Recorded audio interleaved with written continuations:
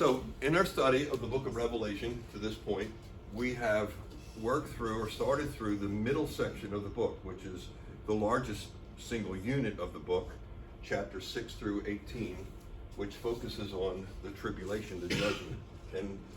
And in these last couple of weeks, we have looked at the seal judgments, the four horsemen of the apocalypse, the first four seals. And then we had in chapter 7, the 144,000 Jewish evangelists who were sealed by the Lord at the beginning of this period of time. Remember, it says in the text that the angels were instructed to withhold the winds and to wait until they were sealed. And that appears to be to wait for all of the effects of those judgments until the 144,000 are sealed. And then we saw at the end of chapter 7 last time the statement about all of those who were under the altar in heaven. They're also around the throne of God who are worshiping.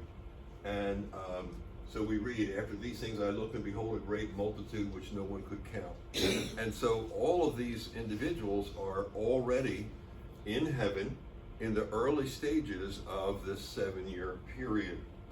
And so we want to pick that up right at that point this morning as we start reading in chapter 7, verse 14. John has just been asked, the visitor, John is the visitor who's observing all of these things as he's being shown by the Lord and by the angels.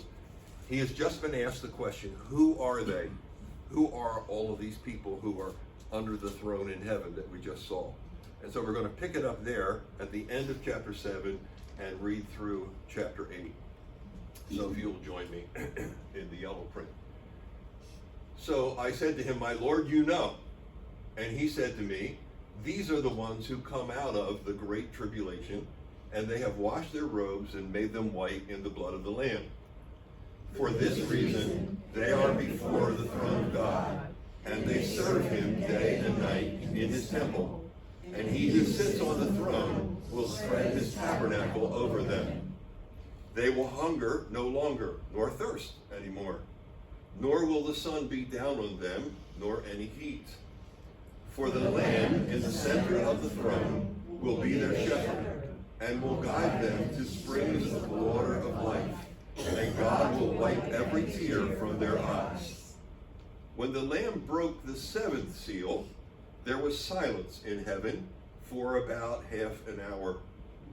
And I saw the 7 angels who stand before God, and 7 trumpets were given to them. Another angel came and stood at the altar, holding a golden censer, and much incense was given to him, so that he might add it to the prayers of all the saints on the golden altar, which was before the throne. And the smoke of the incense, with the prayers of the saints, went up before God out of the angel's hand. Then the angel took the censer and filled it with the fire of the altar, and threw it to the earth.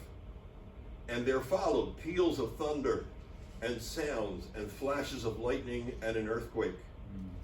And the 7 angels who had the 7 trumpets prepared themselves to sound them.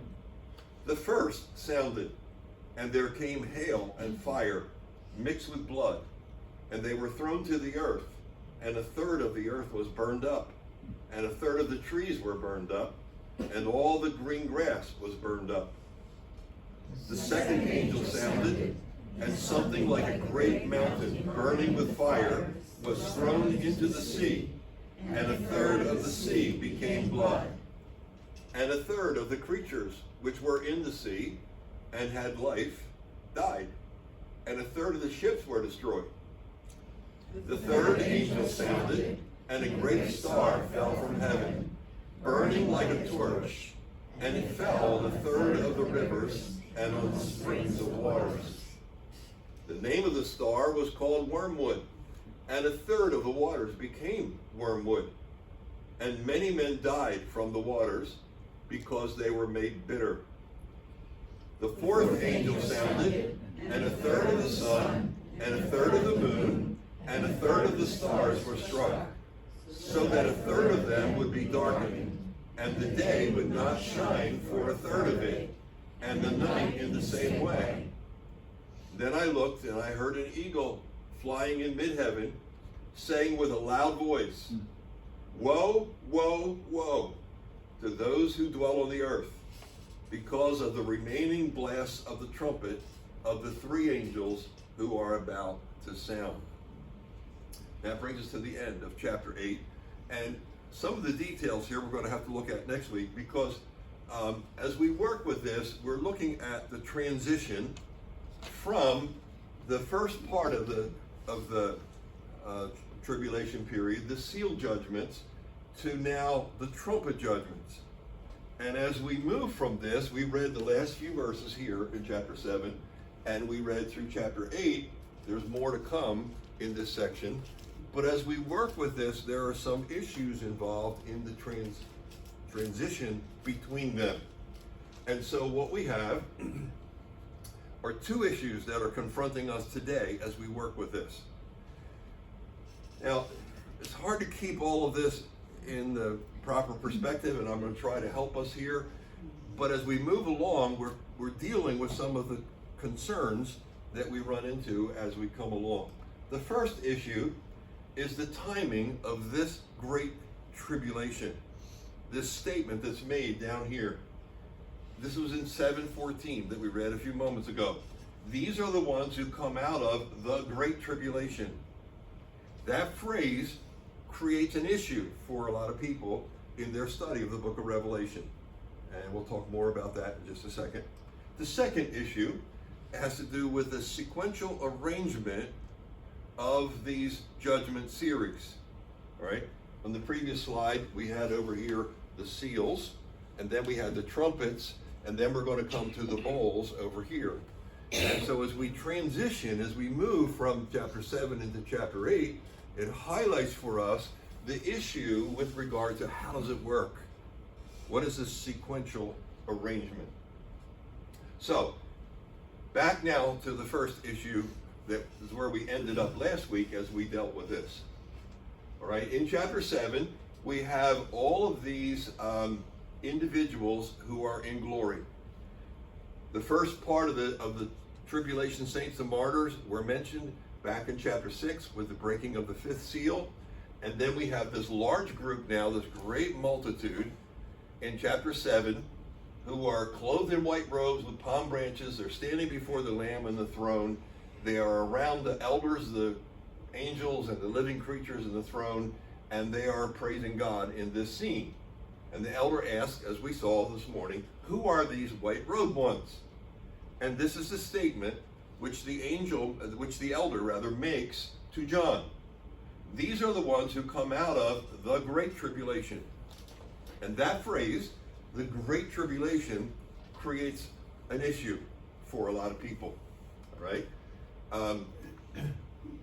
Here's the issue. Jesus used the phrase great tribulation in Matthew chapter 24. We looked at that several weeks ago as we were working through this whole thing. Jesus said in Matthew 24, verse 21, "For them there will be a great tribulation, such as has not occurred since the beginning of the world until now, nor ever will." So this is a great tribulation, which is the very last one. There's never going to be one beyond it. It's never occurred before. It's never going to be one beyond it. And it's clear that Jesus is talking about the second half of the week. All right, here's the schematic that we saw as we worked through Matthew chapter 24. In the first half, we had the signs, right? We had wars and rumors of wars and earthquakes and famines and all that sort of thing. And Jesus says, don't be so concerned. That's not the end. When you see the sign of the abomination of desolation, that's verse 15, the midpoint. And then he goes into these words about then there will be this great tribulation. And so when you get to verse 21, this is the statement that Jesus makes, that there will be a great tribulation. Our statement in Revelation 7 is these are the ones who come out of the great tribulation. So this phrase, great tribulation, is only used 4 times in the New Testament. You can do a word search on it, and you can check those kind of things out. And so here's the issue. If a great tribulation and the great tribulation are the same thing, then that means that where we are in Revelation chapter 7, we have to be in the second half. All right? These are the ones who come out of the great tribulation. So if it's the same thing Jesus is talking about, then the seal judgments, which started over here, have to extend over to here. Understand? Okay? All right? So that's a question. And a lot of people, a lot of commentators who work with the book of Revelation identify these two phrases. And so they have to figure out, well, how do these seal judgments work? Where do they fit? It looks like when you read it, if you read it in a natural way, it looks like the seal judgments are happening here. Jesus said there will be wars and rumors of wars. That's the red horse. There'll be famines and earthquakes. That's the black horse. And there'll be much death. That's the pale horse. And then there's going to come a time when you have the abomination of desolation. So it looks like when you read Revelation chapter 6 that those things are happening here. So what do we do with these phrases? Well, this is where ultimately you have to appeal to the original language, to the Greek. And the question is, if this multitude of martyrs is coming out of the Great Tribulation over here, then this all of these things have to be stretched across the time, right? We know from the scripture that it's 7 years. And so this is the issue that we're dealing with. And so we come back to the language, and what we find when we work with the Greek language here is that Jesus did not use an article in the Greek. All right? There are two kinds of articles in the English language. They are a definite article and an indefinite article.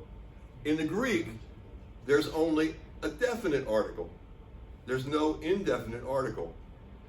So when Jesus made the statement here, it could be rendered either a great tribulation or simply great tribulation. The Greek does not have an A, right? It just has the two words. For then there will be great tribulation. Now, in this verse, there is an article, right? It's properly translated. For these are the ones who come out of the great tribulation. The use of the article makes it definite, makes it defined. Whereas not having an article leaves it wide open and broad. And so in my judgment, when Jesus is making this statement, he's not labeling this as the great tribulation.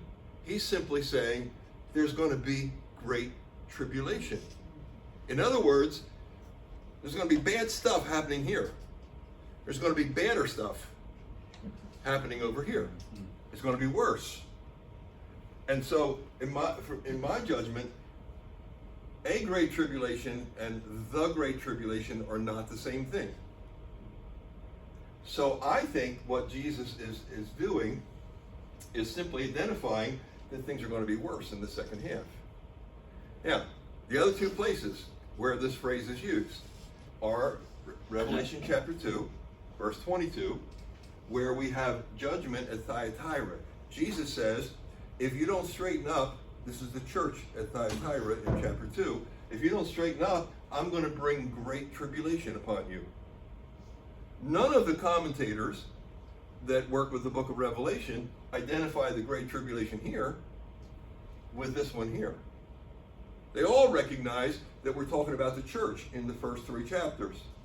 And so nobody makes that connection. Except once in a while you'll see it in the cross references in your Bible, simply because it's the same phrase. Another place that is used is in Acts chapter 7. In Acts chapter 7, we have a statement about the great famine that came on the nation of Israel in the Old Testament. And nobody says that this phrase, great tribulation, is the same as this one. So there's a time in the history of Israel when there was great tribulation because of famine. There's the possibility of judgment at Thyatira for great tribulation that could come upon them, and nobody identifies those two occurrences. So there's no need to take this occurrence, which is great tribulation, which is like these two, and make it equal to this. So, what does it look like when you put it together? What it looks like is this. What we have is the Great Tribulation for the whole 7-year period. The first half is tribulation, the second half is greater tribulation. Starting at day 1 after 3.5 years? Yeah. When the Antichrist is manifested here by virtue of setting up the abomination of desolation in the Jewish temple in Jerusalem, Jesus says to the Jewish people, get out of Dodge. Get out of Jerusalem. Flee. Because worse tribulation, great tribulation is coming here. And by contrast, that makes great then equal to greater in my judgment. Yeah. Right? It helps to understand better. Yeah, I think it helps to understand. It has to be revealed before that can happen. It's going to get worse. It's going to get a lot worse. But does it have to be revealed though, the Antichrist? Yes. Yeah. So the Antichrist is revealed over here, but not seen for his total identity. Here, the mask comes off, and the true colors are seen as he begins his rampage against the nation of Israel at that midpoint. And so things are going to ramp up and get worse at that point. I have a question. Yes. So, so the rapture happens, Rapture happens and then here. over there. That's the rapture. So, anybody who becomes Christians during this time, do they immediately go No. into heaven? So No. then, how do the The 144,000 that we looked at last week, they lived through this whole first half. And then in chapter 14, we find them in heaven. okay? So- So what about they go to heaven? Yes. Then? When they die, yeah. What about other Christians? Other Christians, some of them live and share Jesus. Some die and go to heaven. Okay. And some of them perhaps die just in the judgments here, right? We saw warfare, we see famine and earthquakes and various kinds of things. And some of them clearly are identified as martyrs, those who have died for their faith. So if you stand up and declare yourself a follower of Jesus when the Antichrist is trying to take over the world, you are making yourself liable to that judgment and perhaps being put to death. But then it's the Old Testament saints that get raised later. The Old Testament saints get raised over here in chapter 20. Okay, good. All right, so to me, that answers the question. And I want to read the book of Revelation as naturally as possible.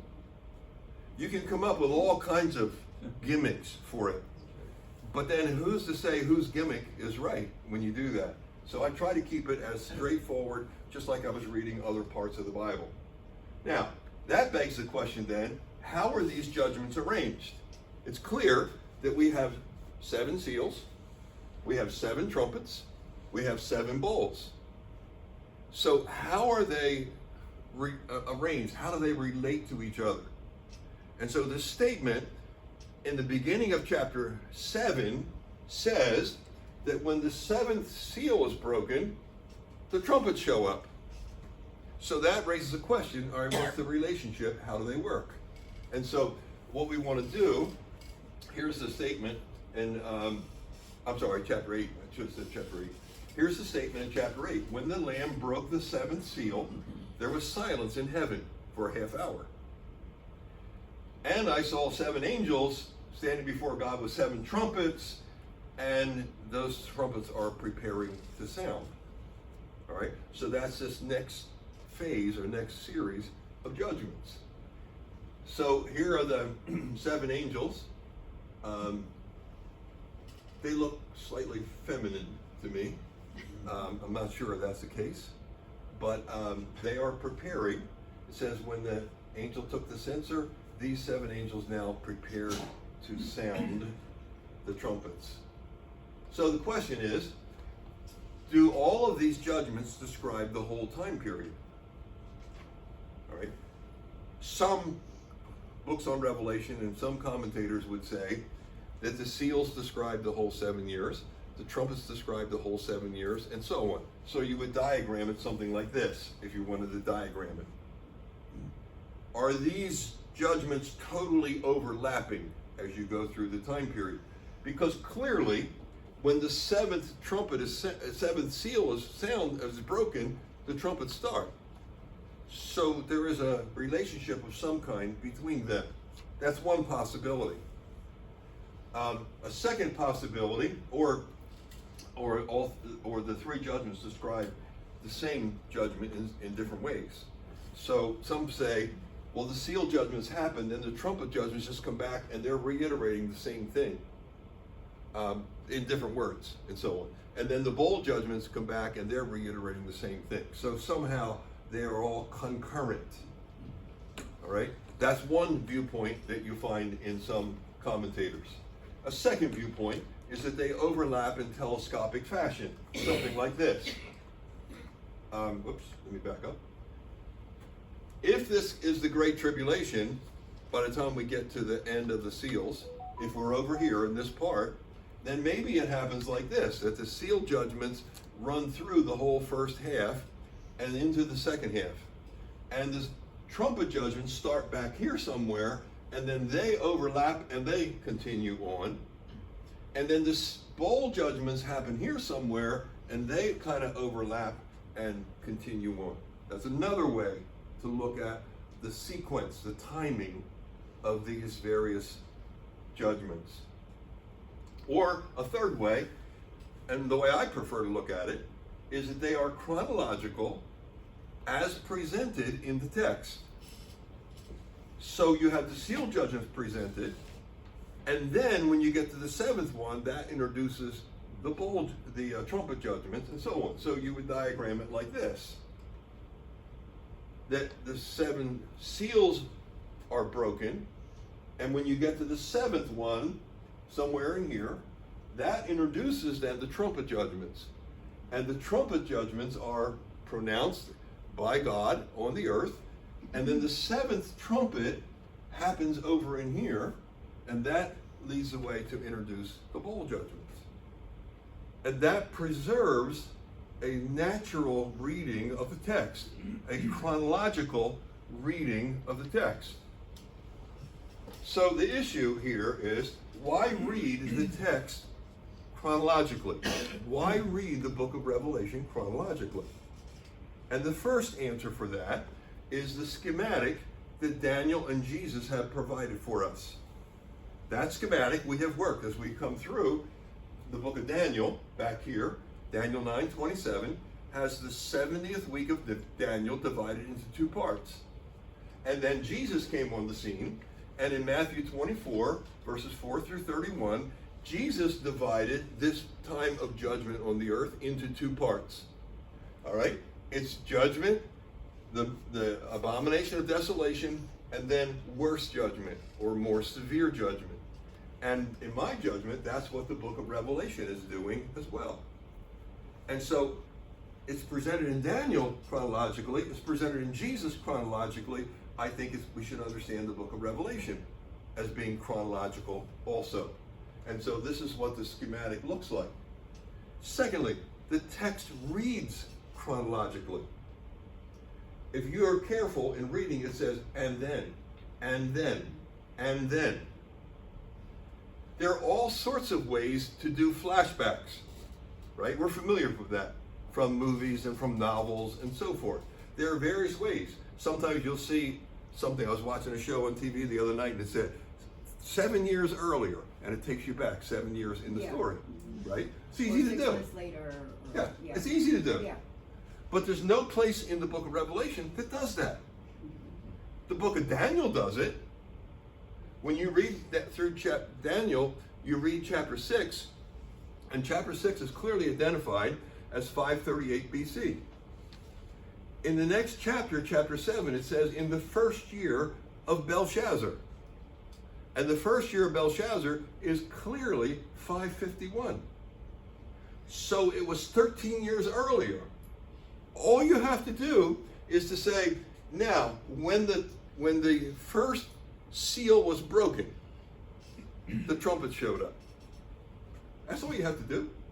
And it immediately tells the reader to put them either before or at the same time. But instead, it keeps saying, and then I saw, and then this happened, and then, and so forth as you read through. So the book reads chronologically. Now, can you take it out of order? You can do anything you want, right? But is that the right thing to do? I don't think it is. I think it's important to read it chronologically. And then thirdly, the time markers. There are 5 time markers that occur in chapters 11 through 13 at the midpoint here. We can't do them today, but here they are. Here's 5 time markers. They occur in chapters 11, 12, and 13. The first one is 42 months. It says in 11:2, they will tread the city underfoot for 42 months. How long is 42 months? 3.5 years. 3.5 years, all right? How long is 1,260 days? It's 3.5 years. How long is 1,260? We already got that one. How long is time times in half a time? Nobody knows until you put it in the context of this statement. It's never identified beforehand in the scriptures until you get the revelation. And then we're back to 42 months. Now, we can't deal with all that today. We will deal with it when we get there. But the argument is that you read the book of Revelation chronologically. And so we read through the seal judgments, and as we finish the seal judgments, then we're introduced to the trumpet judgments. It makes sense to read it that way, and anybody can read it. You don't have to be a Greek scholar. You don't have to be a prophetics professional or something to handle the book of Revelation. You read it in a natural way and just ask God to show you. Now, do we understand everything in the book of Revelation? No, I don't. When we read a few moments ago that the prayers are put on the altar and the prayers ascend with the incense, I'm not sure, right? There are things that we don't know for sure because the text doesn't explain for sure. You can make some surmises, but there's an awful lot that we can understand and that makes sense. So our outline is designed to help us there, the chart that we're using, just to focus on this. The other thing I think is important is that you just take God's word at face value. All of it. When God says something, you take what he says and you seek to understand it and apply it in your life. You just listen. God is speaking to us. I heard a pastor on the radio this week, or TV this week, talking about the 10 Commandments and how these are 10 guidelines that God gave us to bless our lives. And when you take them that way, it just starts to unfold all of life for us. And so it's important for us to respond to God's word as the simple presentation of God's wisdom and blessing for us in our lives and our way to understand him. Father, help us as we come to grips with this in our own lives. There are lots of things in Revelation that are puzzling and things that will be unfolded at some day in the future as we see it played out. Just like we didn't understand all of the prophecies about the birth of Jesus and his sacrifice beforehand. But when it happens, it all falls into place and makes sense. And so we take your word by faith and we accept that. And we ask you to help us to understand it and live in accordance with it. In Jesus' name I pray. Amen. Amen.